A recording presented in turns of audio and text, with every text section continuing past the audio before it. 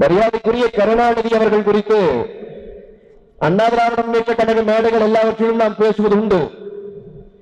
கருணாநிதி அவர்களை நீங்கள் தேடி பிடித்து பார்த்தாலும், அவருடைய மொத்த வாழ்க்கையை எடுத்து படித்தாலும், அவர் செய்த நல்லது என்று ஒன்றை கண்டுபிடிக்கவே முடியாது. அப்படியும் நீங்கள் தேடி பார்த்தால் ஒரே ஒரு நன்மை அவர் செய்திருக்கிறார். அவருடைய வாழ்க்கையிலேயே அவர் ஒரு நல்லது செய்திருக்கிறார். அது என்ன என்றால், 1972ஆம் ஆண்டு அக்டோபர் 10ஆம் தேதி திமுக, அன்றைக்கு இருந்த அண்ணா தொடங்கிய திமுக ஆட்சியை பிடிப்பதற்கு காரணமாக இருந்த பொன்மனச்செம்மல் புரட்சி தலைவரை திமுகவில் இருந்து வெளியேற்றினார். கருணாநிதி தன் வாழ்க்கையிலேயே செய்த ஒரே நல்ல விஷயம் புரட்சி தலைவரை திமுகவில் இருந்து வெளியேற்றியது.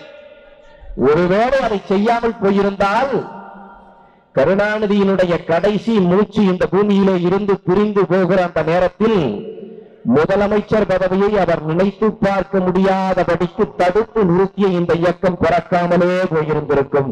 ஆனால் அவர் அதை செய்தார்.